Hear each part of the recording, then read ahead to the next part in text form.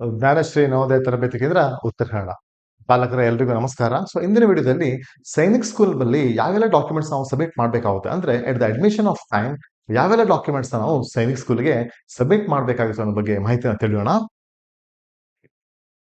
Okay, ನೋಡಿ,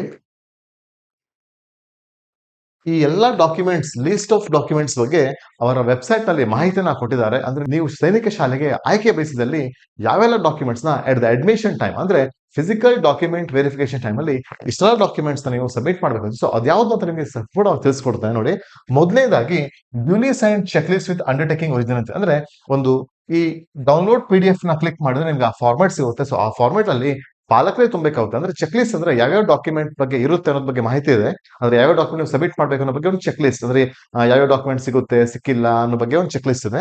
so ಹಾಗೆ medical fitness report original ಅಂತ ಹೇಳಿದ್ದಾರೆ. ಸೊ ಒರಿಜಿನಲ್ ಅಂದ್ರೆ ನೀವು ಡೌನ್ಲೋಡ್ PDF ಮಾಡಿದ ನಂತರ ನಿಮಗೆ ಮೆಡಿಕಲ್ ರಿಪೋರ್ಟ್ ಸಿಗುತ್ತೆ. ಈ ಮೆಡಿಕಲ್ ರಿಪೋರ್ಟ್ ನ ನಿಮ್ಮ ಮಗುವಿನ ಆರೋಗ್ಯ ತಪಾಸಣೆಯನ್ನ ಯಾವುದೇ ಜಿಲ್ಲಾ ಹಾಸ್ಪಿಟಲ್ ಅಥವಾ ತಾಲೂಕು ಹಾಸ್ಪಿಟಲ್ ನೀವು ಮಾಡಿಸಬಹುದಾಗಿದೆ. ಸೊ ಆ ನಂತರ study certificate duly sign by principal head master ಅಂದ್ರೆ ನಿಮ್ಮ ಮಗು ಎಲ್ಲಿ ಕಲಿತಾ ಇದೆ ಈಗ ಅಲ್ಲಿಂದ ಏನ್ ಮಾಡ್ಬೇಕಾಗುತ್ತೆ. ಸೊ ಪ್ರಿನ್ಸಿಪಲ್ ಅಥವಾ ಹೆಡ್ ಮಾಸ್ಟರ್ ಇಂದ ಸ್ಟಡಿ ಸರ್ಟಿಫಿಕೇಟ್ ನ ತಗೋಬೇಕಾಗುತ್ತೆ. ಸೊ ಎಲ್ಲಾ ಮಾಹಿತಿಗಳು ಇಂಗ್ಲಿಷ್ ಅಥವಾ ಹಿಂದಿಯಲ್ಲಿ ಇರಬೇಕಾಗುತ್ತೆ. ಇಂಗ್ಲಿಷ್ ಇದ್ರೆ ತುಂಬಾ ಉತ್ತಮ. ಹಾಗೆ certificate of service sign by CO ಇದು ನಿಮ್ಗೆ ಡಿಫೆನ್ಸ್ ಕ್ಯಾಟಗರಿಯವರಿಗೆ ಮಾತ್ರ ಬರುತ್ತೆ. ಅಂದ್ರೆ ನಿಮ್ಮ ಪಾಲಕರು ಮಗುವಿನ ಪಾಲಕರು ಆರ್ಮಿಯಲ್ಲಿ ಅಥವಾ ಡಿಫೆನ್ಸ್ ಅಲ್ಲಿ ಇದ್ರೆ, ಆರ್ಮಿ ಅಥವಾ ಮಿಲಿಟರಿಯಲ್ಲಿ ಇದ್ರೆ ಅವ್ರ ಮಕ್ಕಳಿಗೆ ಮಾತ್ರ ಇದು ಸಂಬಂಧಪಡುತ್ತೆ. ಸೊ ಇಲ್ದಿದ್ರೆ ನಾರ್ಮಲ್ ಅವ್ರಿಗೆ ಅವಶ್ಯಕತೆ ಇಲ್ಲ. ಸೊ ನೆಕ್ಸ್ಟ್ ಬಂದ್ಬಿಟ್ಟು ಇನ್ಕಮ್ ಸರ್ಟಿಫಿಕೇಟ್ ಅಂದ್ರೆ ನಿಮ್ಮ ಕುಟುಂಬದ ವಾರ್ಷಿಕ ವರಮಾನ ಏನಿದೆ ಅದ್ರ ಬಗ್ಗೆ ಒಂದು ರೆವೆನ್ಯೂ ಆಫೀಸರ್ ಇಂದ ಇನ್ಕಮ್ ಸರ್ಟಿಫಿಕೇಟ್ ನೀವು ತಗೋಬೇಕಾಗುತ್ತೆ. ಸೊ ತೆಗೆದುಕೊಂಡ ಸರ್ಟಿಫಿಕೇಟ್ ನ ನೀವು ಅಟ್ಯಾಚ್ ಮಾಡಬೇಕಾಗುತ್ತೆ. ಅದಕ್ಕೆ ಫಾರ್ಮ್ಯಾಟ್ ಇಲ್ಲಿ ಸಿಗುತ್ತೆ ನಿಮ್ಗೆ, ಆಯ್ತಾ. ಈ ಫಾರ್ಮ್ಯಾಟ್ ಮುಖಾಂತರ ನಿಮ್ಮ ಇನ್ಕಮ್ ಸರ್ಟಿಫಿಕೇಟ್ ಜೊತೆಗೆ ನಿಮ್ಮ ಆದಾಯ ಪ್ರಮಾಣ ಪತ್ರ ಈಗ ಕರ್ನಾಟಕ ಗೌರ್ಮೆಂಟ್ ಏನ್ ಕೊಟ್ಟಿರ್ತಾರೆ ಅದು ಕನ್ನಡದಲ್ಲಿ ಇದ್ರೆ ಇಂಗ್ಲಿಷ್ ನ ಒಂದು ಅದನ್ನ ತಗ್ಸಿ ಅದನ್ನು ಕೂಡ ನೀವು ಅಟ್ಯಾಚ್ ಮಾಡಬಹುದು. ಜೊತೆಗೆ ಈ ಫಾರ್ಮ್ಯಾಟ್ ಇಂದ ಕೂಡ ಒಂದು ಇನ್ಕಮ್ ಸರ್ಟಿಫಿಕೇಟ್ ನಿಮ್ಮ ರೆವೆನ್ಯೂ ಆಫೀಸರ್ ಇಂದ ಸೈನ್ಡ್ ಆಗಿರೋ ಅಫಿಷಿಯಲ್ ಸಿಗ್ನೇಚರ್ ಆಗಿರೋ ಸಿಗ್ನೇಟರಿ ಆಗಿರೋ ಒಂದು ಇನ್ಕಮ್ ಸರ್ಟಿಫಿಕೇಟ್ ನೀವು ಅಟ್ಯಾಚ್ ಮಾಡಬೇಕಾಗುತ್ತೆ. ಜೊತೆಗೆ ಸರ್ಟಿಫಿಕೇಟ್ ಆಫ್ ಕ್ಯಾಟಗರಿ ಅಂದ್ರೆ ನೀವು SC ST OBC ಅಲ್ಲಿ ಏನಾದ್ರೂ ಪ್ರವೇಶವನ್ನ ಬಯಸ್ತಾ ಇದ್ರೆ ಸೊ ನಿಮ್ಮ ಕಾಸ್ಟ್ ಸರ್ಟಿಫಿಕೇಟ್ ಬೇಕಾಗುತ್ತೆ. ಸೊ ಅದ್ರ ಡೇಟ್ ಕೂಡ 1 ವರ್ಷ ವ್ಯಾಲಿಡ್ ಚೆನ್ನಾಗಿರ್ಲಿ ಆ ತರ ನೋಡ್ಕೊಳ್ಳಿ.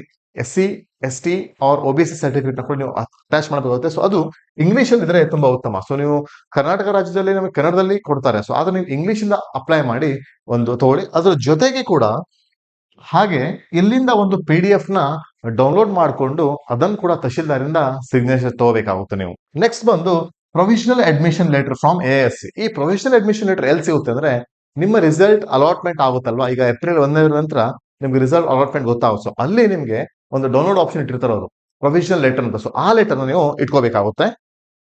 ಕ್ಯಾಟಗರಿ ಸರ್ಟಿಫಿಕೇಟ್ ಆಯ್ತು, ಪ್ರೊವಿಷನಲ್ ಅಡ್ಮಿಷನ್ ಲೆಟರ್ ಆಯ್ತು, ಅಡ್ಮಿಟ್ ಕಾರ್ಡ್ ಆಫ್ ASSC ಅಂದ್ರೆ ನಿಮ್ಮ ಮಗುವಿನ ಎಕ್ಸಾಮ್ ಬರೆದ ಪ್ರವೇಶ ಪತ್ರ ಅಡ್ಮಿಟ್ ಕಾರ್ಡ್ ಇಟ್ಕೋಬೇಕು. ಹಾಗೆ ಸ್ಕೋರ್ ಕಾರ್ಡ್ ನೀವು ಆಲ್ರೆಡಿ ಈಗ ಆನ್ಲೈನ್ ಅಲ್ಲಿ ಸ್ಕೋರ್ ನ ಚೆಕ್ ಮಾಡಿದಿರಾ, ಸ್ಕೋರ್ ಶೀಟ್ ಸಿಕ್ಕಿದೆ, ಆ ಸ್ಕೋರ್ ಕಾರ್ಡ್ ನ ಇಟ್ಕೋಬೇಕು. ಜೊತೆಗೆ government issued photo ID proof of student father and mother ಅಂತ ಕೊಟ್ಟಿದ್ದಾರೆ ಅಥವಾ ಗಾರ್ಡಿಯನ್ ಅಂತ ಹೇಳಿದ್ದಾರೆ. ಅಂದ್ರೆ ಯಾವ್ದಾದ್ರು ID ಪ್ರೂಫ್ ಆಗೋದು, ನಿಮ್ಮ ಆಧಾರ್ ಆಗಿರ್ಬೋದು, ಆಧಾರ್ ಕಾರ್ಡ್ ಈಗ ಒಳ್ಳೆ ID ಪ್ರೂಫ್ ಆಗಿದೆ. ಸೊ ನಿಮ್ಮ ಆಧಾರ್ ಕಾರ್ಡ್ ನ ಇಟ್ಕೊಂಡ್ರೆ ತುಂಬಾ ಒಳ್ಳೆಯದು. ಹಾಗೆ proof of date of birth ಅಂದ್ರೆ ನಿಮ್ಮ ಬರ್ತ್ ಸರ್ಟಿಫಿಕೇಟ್ ನ ಇಲ್ಲಿ ನೀವು ಇಟ್ಕೋಬಹುದು. ಡೊಮಿಸಿಯಲ್ ಆರ್ ರೆಸಿಡೆನ್ಸಿ ಸರ್ಟಿಫಿಕೇಟ್ ಅಂದ್ರೆ ನಿಮ್ಮ ವಾಸ್ತವ್ಯ ಪ್ರಮಾಣ ಪತ್ರ ಕೂಡ ನೀವು ಮಾಡಬೇಕಾಗುತ್ತೆ. ಯೂಶುವಲಿ ನಾವು ಅಪ್ಲಿಕೇಶನ್ ಟೈಮ್ ಅಲ್ಲಿ ಇವೆಲ್ಲ ಡಾಕ್ಯುಮೆಂಟ್ಸ್ ಮಾಡಿಸಿರ್ತೇವೆ, ಅದನ್ನೇ ಇನ್ನೊಂದ್ಸಲ ಒರಿಜಿನಲ್ ಡಾಕ್ಯುಮೆಂಟ್ ಇಟ್ಕೊಂಡ್ರೆ ಸಾಕಾಗುತ್ತೆ. ಹಾಗೆ ಮಗುವಿನ ಫೋಟೋಗ್ರಾಫ್ ಬೇಕಾಗುತ್ತೆ. 5 ಫೋಟೋಗ್ರಾಫ್ ನ ನೀವು ಅಟ್ಯಾಚ್ ಮಾಡಬೇಕಾಗುತ್ತೆ. ಸೊ ಆಯ್ತಾ, 5 ಫೋಟೋಗ್ರಾಫ್ ಮಗುವಿನ 5 ಪಾಸ್ಪೋರ್ಟ್ ಸೈಜ್ ಫೋಟೋಗ್ರಾಫ್ ಜೊತೆಗೆ ಒಂದು ಫ್ಯಾಮಿಲಿ ಫೋಟೋಗ್ರಾಫ್ ಬೇಕಾಗುತ್ತೆ. ಅಂದ್ರೆ ನಿಮ್ಮ ತಂದೆ ತಾಯಿ ಜೊತೆಗೆ ಮಗು ನಿಂತ್ಕೊಂಡಿರುವಂತ ಒಂದು ಸ್ಮಾಲ್ ಸೈಜ್ ಫೋಟೋಗ್ರಾಫ್ ಕೂಡ ಬೇಕಾಗುತ್ತೆ. ಅದು ಪೋಸ್ಟ್ ಕಾರ್ಡ್ ಸೈಜ್ ಅಂತ ಕೊಟ್ಟಿದ್ದಾರೆ. ಸೊ ಆಯ್ತಾ, ಮಗುವಿನ ಪಾಸ್ಪೋರ್ಟ್ ಸೈಜ್ ಫೋಟೋ, ಮಗುವಿನ 5 ಪಾಸ್ಪೋರ್ಟ್ ಸೈಜ್ ಹಾಗೆ ಪೇರೆಂಟ್ಸ್ ಇರುವ 2 ಪೋಸ್ಟ್ ಕಾರ್ಡ್ ಸೈಜ್ ನ ಫೋಟೋಗ್ರಾಫ್ ನೀವು ಅಟ್ಯಾಚ್ ಮಾಡಬೇಕಾಗುತ್ತೆ. ಜೊತೆಗೆ ಇದು ಅವಶ್ಯಕತೆ ಇಲ್ಲ ನಿಮ್ಗೆ. ಸೊ ಇನ್ ಕೇಸ್ ಏನಾದ್ರೂ ನಿಮ್ಮ ಮಗು ನಿಮ್ಮ ಅಡಾಪ್ಟ್ ಮಾಡ್ಕೊಂಡಿದ್ದಾಗಿದ್ರೆ ಈ ಸರ್ಟಿಫಿಕೇಟ್ ಬೇಕಾಗುತ್ತೆ. ಅಂದ್ರೆ ನೀವು ಮಗುವನ್ನ ಅಡಾಪ್ಟ್ ಮಾಡ್ಕೊಂಡಿದ್ರೆ ಅಡಾಪ್ಟೇಷನ್ ಡೇಟ್ ನ ಹಚ್ಚಬೇಕಾಗುತ್ತೆ, ಇಲ್ಲಿದ್ರೆ ಅದು ಅವಶ್ಯಕತೆ ಇರಲ್ಲ.